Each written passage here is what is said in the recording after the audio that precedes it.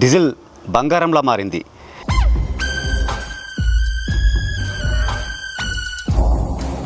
Diesel దొంగతనానికి పాల్పడుతున్నారు దొంగల ముఠ. మినిమం సుమారు 850 నుండి 900 వరకు డీజిల్ వెళ్ళిపోయింది సార్.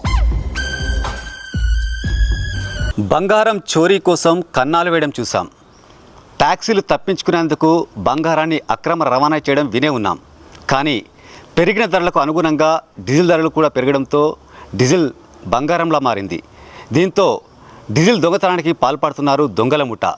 పార్కు చేసి ఉన్న వాహనాలనే టార్గెట్గా చేసుకుంటూ దొంగల ముఠ రెచ్చిపోతున్నారు. అర్ధరాత్రి వేళ డీజిల్ను దొంగతనం చేస్తున్నారు.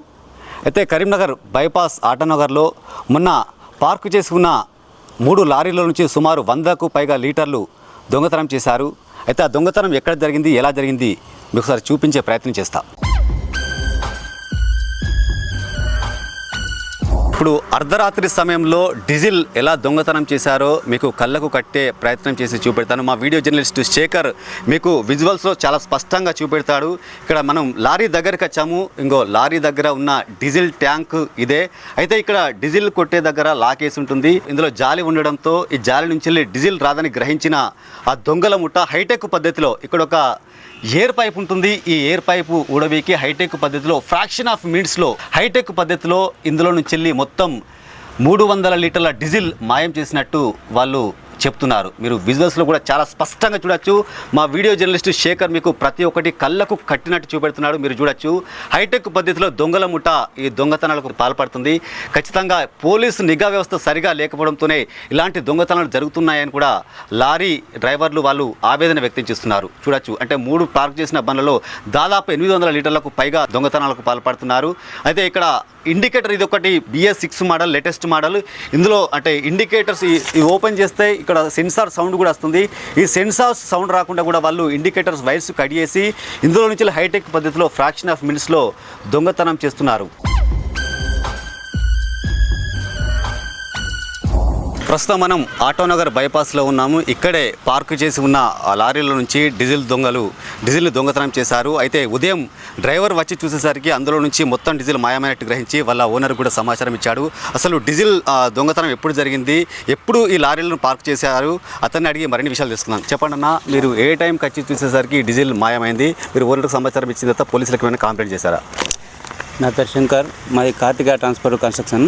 సోమవారం తెల్లవారుజామున జరిగింది సార్. ఇది మన సుమారు 3:30 నుండి 4 గంటల ప్రాంతంలో నేను నైట్ అంతా మెలకువతున్నా, పడుకోలేదు. ఇక పక్కా వాళ్ళు కూడా వీళ్ళందరూ ఇక్కడ ఉండే 12 గంటల వరకు. ఇక వాళ్ళు వెళ్ళిపోయారు. నేను 4 గంటలకు వచ్చి చూసేసి ఒకసారి రౌండ్ కొట్టి వచ్చి పడుకున్నా. తెల్లారి 8:30కు లేచేసరికి డీజిల్ మొత్తం పోయింది. క్యాప్లు తీసేసుకున్నాడు. వెంబడే మా సార్కి ఫోన్ చేసి కంప్లీట్ చేసేసినాం.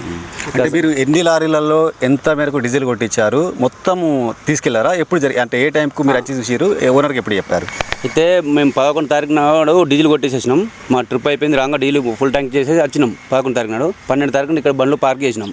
12 తారీఖు నుండి 20 తారీఖు వరకు మాకు ఏ ప్రాబ్లం లేకుండా 20 తారీఖు తెల్లవారుజామున అంటే సోమవారం నాడు పొద్దున జరిగింది. ఇది అన్ని ట్యాంకులకు ఫుల్ ట్యాంక్ చేసేసినాం. మినిమం సుమారు 850 నుండి 900 వరకు డీజిల్ వెళ్ళిపోయింది సార్. నేను పొద్దున లేచి 8:30కు చూసేసరికి పోయింది. సో ఇక్కడ ట్యాంకులు చూస్తా సార్. అయితే నువ్వు చూపించే ప్రయత్నం కూడా చేస్తుండు. దాదాపు అంటే పొద్దున 4:30 ప్రాంతంలో డీజిల్ దొంగతనం జరిగినట్టు కూడా గ్రహించారు. ఎయిర్ నట్ నుండి తీసేసి సార్, స్క్రూ డ్రైవర్ పెట్టి తీసేసి ఎయిర్ నట్ నుండి పైప్ వేసి తీసేయాలి. మొత్తం డీజిల్ ఈ ట్యాంక్లో డ్రా అయిపోయింది. ఎయిర్ నట్ నుండి తీసేసేయాలి. ఇది ఎయిర్ నట్. ఇది అంటే ఇందులో ఎన్ని లీటర్ల డీజిల్ కొట్టించారు ఈ బండిలో? ఈ బండ్లో డీజిల్ ఇది అంతకుముందు కొంచెం ఉండే కానీ మొత్తం టోటల్ 300 లీటర్ పడుతుంది సార్. ఇందులో ఫుల్ ట్యాంక్ మొత్తం వెళ్ళిపోయింది సార్. ఇది దుండగులు అనే వాళ్ళు 1-2 సార్లు రెక్కి నిర్వహించి మొత్తం పొద్దున 3:30-4 గంటల ప్రాంతంలో ఒక వాహనాన్ని తీసుకొచ్చి ఒక మోటార్ బిగించి అందులో నుంచి బ్యారెళ్లలో మొత్తం ఫ్రాక్షన్ ఆఫ్ మినిట్స్లో మొత్తం 800 లీటర్లకు పైగా డీజిల్ దొంగతనం చేసినట్టు గ్రహించి వెంటనే ఈ డ్రైవర్ వాళ్ళ మేనేజర్ కూడా సమాచారం ఇచ్చాడు. అయితే మేనేజర్ కూడా వచ్చి చూసి మొత్తానికి ఖాళీగా ఉందని చూసి వాళ్ళు పోలీసులకు కూడా సమాచారం ఇచ్చారు. అయితే దీనికి సంబంధించిన మేనేజర్ కూడా ఉన్నారు, వారిని కూడా మరిన్ని విషయాలు తెలుసుకుందాం. సార్ చెప్పండి, అంటే డ్రైవర్లు వచ్చి చూసేసరికి డీజిల్ మాయమైందని గ్రహించారు కదా, మీకు ఎప్పుడు సమాచారం వచ్చింది? పోలీసులకు కంప్లైంట్ ఇస్తే పోలీసులు ఏమంటున్నారు? మేము 8:45కి వచ్చామండి. 8:45కి వస్తే ఇక్కడ డీజిల్ది అన్ని మార్క్స్ అవన్నీ కనబడ్డాయి. పంప్ ఏంటంటే రీజనరేషన్ పంప్ అంటది. చాలా ఫాస్ట్గా ఇప్పుడు మన పెట్రోల్ బంక్ ఉంటుంది కదా, పెట్రోల్ బంక్ కంటే 4 times ఫాస్టర్ ఉంటుందంట. సో వితిన్ ఫ్యూ మినిట్స్ మొత్తం బ్యారెల్ నింపగలుగుతుందంట, మొత్తం సక్ చేయగలుగుతుందంట. సో అది అంత హైటెక్ టెక్నాలజీతో అలా చేస్తున్నారు అంటే వాళ్ళు మొత్తం ప్లాన్తో ఉన్నారు. అంటే నాట్ ఓన్లీ మా కంపెనీ కాదండి, ఇంకా వేరే కంపెనీస్లో ఇలా జరిగిందని తెలుసుకొని ఇమ్మీడియట్గా పోలీస్ వాళ్ళని కూడా సంప్రదించాము. వాళ్ళు కూడా వచ్చారు, మొత్తం తీసుకున్నారు, చూశారు మొత్తము. నాట్ ఓన్లీ పోలీస్ సార్, ఇక్కడ ఏమవుతుందంటే ఇక్కడ మొత్తం హైవేలో లైట్స్ మొత్తం రాత్రి చూస్తే లైట్స్ మొత్తం బంద్ ఉంటుంది, స్ట్రీట్ లైట్స్ రావట్లేదు.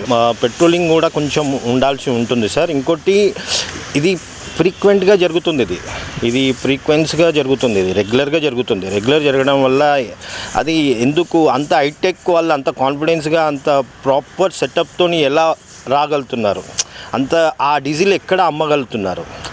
మెయిన్ ఏంటిదంటే మనం డీజిల్ ఎక్కడెక్కడ అమ్ముతున్నారో మనం లొకేట్ చేస్తే ఆటోమేటిక్గా వీళ్ళు దొరికిపోతారు సార్. ఇక్కడ సీసీ కెమెరాలది ఏం ప్రాబ్లం లేదు, ఏం లేదు. మేబీ సీసీ కెమెరాలు లేకపోవచ్చు, పక్క వాళ్ళ ట్రై చేసినాము, ప్రాపర్గా దొరకలేదు. ఎందుకంటే స్మార్ట్ సిటీ సీసీ కెమెరాలు పనిచేయట్లేదు.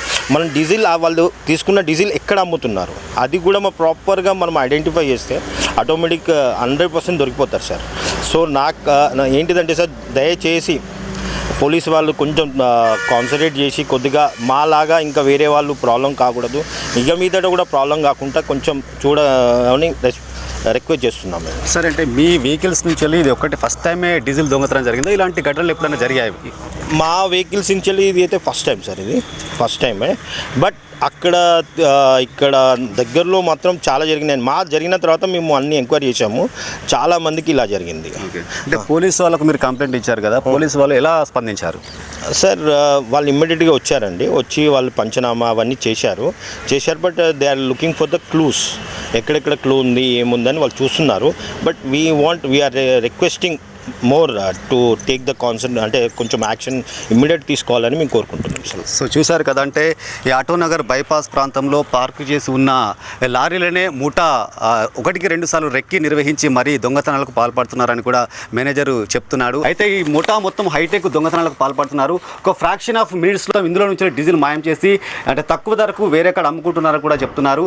అయితే ఈ దొంగతనం చేసిన డీజిల్ను మాత్రం ఎక్కడెక్కడ అమ్ముకుంటున్నారో తెలిస్తే మాత్రం త్వరగా వీరిని పట్టుకోవచ్చని కూడా అతను చెప్తున్నాడు. పోలీసులకు మాత్రం కంప్లైంట్ చేశాము, వాళ్ళు కూడా పంచనామా నిర్వహించి వాళ్ళు ఇన్వెస్టిగేషన్ అయితే మొదలుపెట్టారు. అయితే సరౌండింగ్ ప్రాంతంలో మాత్రం సీసీ కెమెరా లేకపోవడంతో ఈ దొంగతనాలకు పాల్పడ్డారని కూడా అతను చెప్తున్నాడు. మాకు ఇక్కడ బ్యాటరీలు, డీజిల్ లక్షల సామాన్ పోతుంది సార్. ఈ పోలీస్ వ్యవస్థ ఏం చేస్తుందో సార్ మాకు తెలియదు. నిఘా పెట్టాలి సార్, కొంచెం మాకు సహకరించాలి సార్. నైట్లో సీసీ కెమెరాలు ఉంటలేవు, పని చేస్తలేవు సరిగా, డీజిల్ బాగా పోతుంది సార్. సో చూసారు కదా, కరీంనగర్ ఆటోనగర్ ప్రాంతంలో వరుస దొంగతనాలు జరుగుతున్నా కూడా పెట్రోలింగ్ వ్యవస్థ సరిగా లేదంటూ ఇటు లారీ యజమానులు, డ్రైవర్లు కూడా ఆందోళన వ్యక్తం చేస్తున్నారు.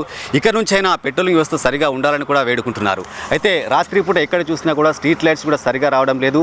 అదేవిధంగా సీసీ కెమెరాలు కూడా పనిచేయని వైరం ఏర్పడుతుంది. ఇప్పటికైనా తక్షణమే స్పందించి ఇటు స్మార్ట్ సిటీ అధికారులు ఈ సీసీ కెమెరాలను బాగు చేసి వీటిని పనిచేయే విధంగా ఏర్పాటు చేయాలని కూడా కోరుతున్నారు. అదేవిధంగా స్ట్రీట్ లైట్స్ కూడా మరమ్మతులు చేపట్టి వెలిగే విధంగా కూడా చూడాలని కోరుకుంటున్నారు. ఇప్పటికైనా కమిషనరేట్ వ్యవస్థ పటిష్టంగా భద్రతా ఏర్పాట్లు చేపట్టి ఇలాంటి ముఠాను పట్టుకొని మమ్మల్ని కాపాడాలని కూడా అటు లారీ యజమానులు, డ్రైవర్లు కోరుతున్నారు. కెమెరా పర్సన్ శేఖర్తో శ్రీనివాస్, మైత్రి ఛానల్, కరీంనగర్.